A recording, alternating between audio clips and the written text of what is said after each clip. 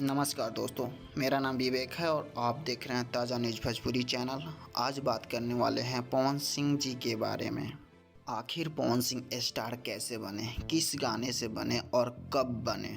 सबसे पहले हम आपको बता दें, पवन सिंह किसी परिचय की मोहताज नहीं। पवन सिंह अपने जीवन में काफ़ी उतार चढ़ाव काफ़ी करीब से देखे हैं।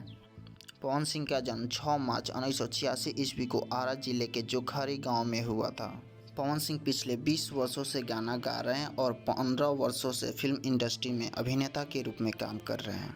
पवन सिंह को बचपन से गाने का बहुत शौक था। 1997 ईस्वी में जब वह मात्र 11 साल के थे तो वह अपना पहला भोजपुरी एल्बम निकाले जिसका नाम था ओढ़निया वाली से, जो काफ़ी सुपर हिट रहा। उसके बाद उन्होंने कई भोजपुरी एल्बम निकाले, लेकिन 2008 में पवन सिंह का एल्बम लॉलीपॉप लागेलू रिलीज हुआ और उस एल्बम का सॉन्ग तू लगावेलू जब लिपस्टिक हिलेला आरा डिस्ट्रिक्ट जबरदस्त हिट हुआ और पवन सिंह रातों रात सुपरस्टार बन गए।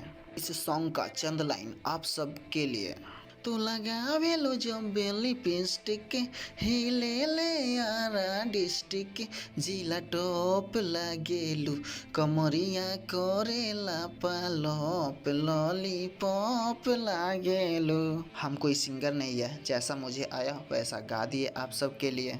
हम आप सभी को इस गाना के बारे में बता दें, ये गाना सिर्फ भोजपुरी इंडस्ट्री का सुपरहिट सॉन्ग नहीं है, बल्कि कितने बॉलीवुड का स्टार भी अपने स्टेज शो के दौरान गा चुके हैं।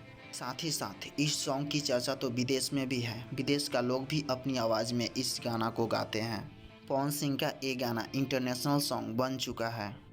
तब से आज तक पवन सिंह कभी पीछे मुड़कर नहीं देखे और अपनी स्टारडम को आज तक कायम रखे हैं।